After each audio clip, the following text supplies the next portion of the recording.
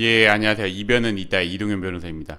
예, 오늘은 학교 폭력에서 다른 학생의 학생 확인서를 열람이 가능한지에 대해서 알아보도록 하겠습니다. 제가 이제 오늘의 주제를 선택하게 된 이유는 학교 폭력 사건에 휘말리게 된 경우 다른 학생의 확인서를 열람 가능한지에 대해서 문의를 하시는 분들이 굉장히 많습니다. 그래서 그거에 대해서 간략하게나마 답변을 드리고자 이제 오늘의 주제를 선택해 보았습니다. 우선 들어가기 앞서 학교 폭력이란 개념을 알아보게 되면 학교 폭력이란 학교 내외에서 학생을 대상으로 발생한 상해, 폭행, 감금, 협박, 약취유인, 명예훼손, 모욕, 공갈, 강요, 강제적 심부름 및 성폭력, 따돌림, 사이버 따돌림, 정보통신망을 이용한 음란 폭력 정보 등에 의하여 피해 학생에게 신체, 정신, 재산상 피해를 수반하는 행위를 의미합니다.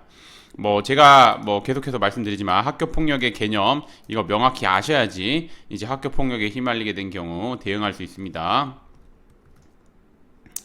예, 그럼 이제 오늘의 주제인 다른 학생의 확인서, 즉 학생 확인서를 열람이 가능할까에 대해서 알아보게 되면 학교 폭력으로 휘말리게 된 경우 다른 학생의 확인서, 특히 피해 학생의 확인서를 열람하고 싶어하는 경우가 많습니다. 그래서 이거에 대해서 문의를 하시는 분들이 굉장히 많은데 그러나 학교는 다른 학생의 확인서가 개인정보법에 의해서 보호되는 개인정보에 해당한다는 이유로 일반적으로는 다른 학생의 확인서에 정보 공개를 청구한다 하더라도 모두 거부하고 있습니다. 이건 청구는 하실 수 있습니다. 청구를 해도 다 거부되고 있으니까 그건 알아두셨으면 좋겠습니다. 보시면 이 근거는 공공기관의 정보공개에 관한 법률, 여기 이 공공기관의 정보공개에 관한 법률에 따르면 해당 정보에 포함되어 있는 성명, 주민등록번호 등 개인정보법에 따른 개인정보로서 공개될 경우 사생활의 비밀 또는 자유를 침해할 우려가 있다고 인정되는 정보에 대해서는 공개하지 아니할 수 있다. 이렇게 규정하고 있기 때문에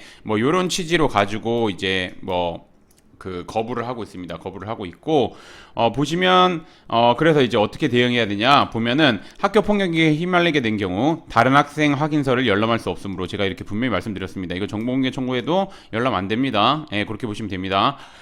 그래서 어떻게 알아야 되냐면, 학교 폭력 담당 선생님이 사안에 대해서 간략하게 설명해 주는 것을 듣고 사건에 대한 개요를 파악해야 됩니다. 특히, 이거는 초기에 말씀드리는 건데 초기에 특히 학교폭력 사건이 신고된 경우 학교폭력 담당 선생님은 가해 관련 학생을 부른 뒤 사안을 간략하게 설명해주고 학생 확인서를 작성해라고 하는 경우가 많은데 이때 사안을 잘못 파악해가지고 학생 확인서를 작성하게 되면 매우 불리할 수 있습니다. 왜냐하면 이 학생 확인서를 학교폭력 대책심의위원회 위원들을 저도 위원하고 있지만 보통 이제 학생 확인서를 굉장히 중요하게 생각하기 때문에 왜냐면 학생들이 초기에 작성한 거기 때문에 이걸 굉장히 중요하게 생각합니다. 그런데 사안도 제대로 파악하지 않은 상태에서 그냥 잘못 작성하게 되면 불리할 수 있습니다. 따라서 가해 학생과 학부모는 학교폭력 담당 선생님에게 구체적으로 사안과 관련된 내용에 대해서 확인을 한 뒤 학생 확인서랑 보호자 확인서 이런 거 작성해야 됩니다. 그래서 이런 거 작성할 때 급한 마음에 빨리 가서 작성하거나 이러면 안 됩니다. 이거 되게 중요한 자료이기 때문에 사안을 우선 정확하게 파악하고 그에 대해서 작성을 해야 되는 부분입니다.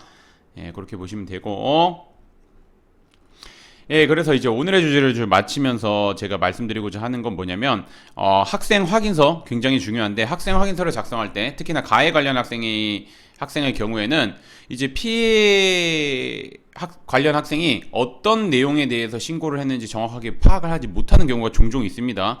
그래서 학교폭력 담당 선생님한테 그걸 구체적으로 물어봐야 되고 제가 아까 앞서 언급한 것들이 다른 학생의 확인서 같은 경우는 열람이 가능하지 않기 때문에 정보공개 청구에도 거부하는 경우가 대부분입니다. 그렇기 때문에 학교폭력 담당 선생님한테 구체적으로 사안을 파악한 다음에 그걸 바탕으로 해가지고 작성을 해야 됩니다. 그리고 그 학생 확인서를 작성할 때 중요한 건 뭐냐면 이제 당시 상황을 육하원칙에 따라서 구체적으로 적는 것뿐만 아니라 자기가 주장할 수 있는 부분에 대해서 합리적으로 주장을 해줘야 되는 부분입니다. 그래서 그렇게 좀 작성해 주셨으면 좋겠고 그 다음에 특히나 학교폭력대책심의위원회 저도 이제 학폭위원으로 하고 있는데 보면은 사건 초기에 작성한 학생 확인서를 중요하게 생각하기 때문에 학생 확인서 작성 시 이를 정확하게 파는 것이 무엇보다 중요합니다.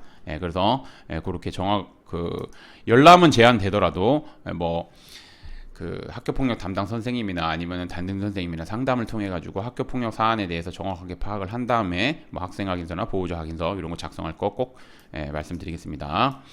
그리고 이제 학교폭력 같은 경우는 제가 뭐 말씀드리지만 어떻게 대응하느냐에 따라서 결과가 확연하게 달라지는 만큼 학교 폭력에 휘말리게 된 경우 요즘 같은 경우 보통은 이제 저도 위원으로 들어가 있으면 보통 보면은 이제 변호사님들 다 모시고 오시는 경우가 많습니다. 그렇기 때문에 변호사님 도움을 받아가지고 좀 대응하는 게 좋고 그 다음에 제가 항상 말씀드리지만 학교 폭력 자체는 독특한 제도이기 때문에 변호사님의 도움을 받으려면 딱 두 가지 요건 확인하셔야 됩니다. 대한변협에 학교폭력 전문으로 등록되어 있는지, 두 번째 현재 학교폭력대책심의위원회 위원으로 활동하고 있는지, 이 두 가지 꼭 확인하셔서 변호사님 도움 받으시면 좋을 것 같습니다. 오늘의 주제는 여기까지 마치겠고 저는 이변은 이따의 이동현 변호사였습니다. 감사합니다.